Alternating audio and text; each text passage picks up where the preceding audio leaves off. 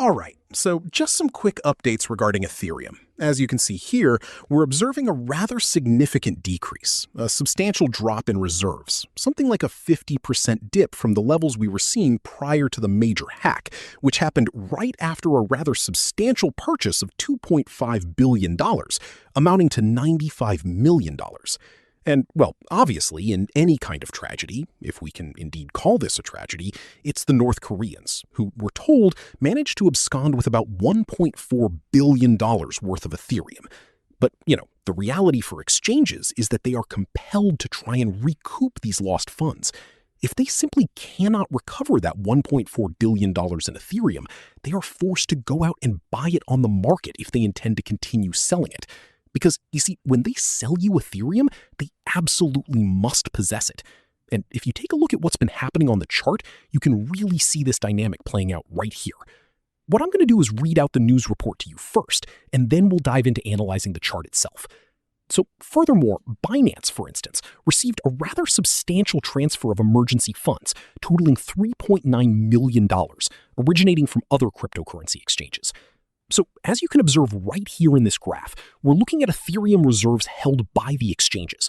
Specifically on Binance, you can see that we were way up here, hovering somewhere around the 500,000 mark, and then we experienced a very sharp decline, a significant drop all the way down to 50,000 Ethereum.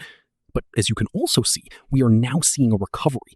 So currently, Binance holds just over 260,000 Ethereum tokens, valued at $8.52 per token. And now, at this very moment, they are holding approximately 45% of what they previously held, which was around 439,000. You can actually check out the news yourself. You're welcome to go and read the full report over on Cointelegraph. And from there, we can assess the impact this particular piece of news has had on Ethereum. So with that in mind, let's immediately shift our focus to the chart. And what we can clearly see is that since this news broke, and this news actually came out on Friday, right around... We're approaching this white line. This white line acts as a resistance when it's dashed, and it functions as support when it's solid. Naturally, this is my pivot point indicator, and I know precisely how it works because I'm the one who created it. And at this precise moment, right here, this is a zone of resistance, indicated by the white line. But my volume indicator is strongly suggesting that this is a vector point, and we still have about 5 minutes left. We have approximately 10% of the remaining time. Therefore, what I'm anticipating is that we will likely reach areas around the 2.861 level before the conclusion of today's trading session.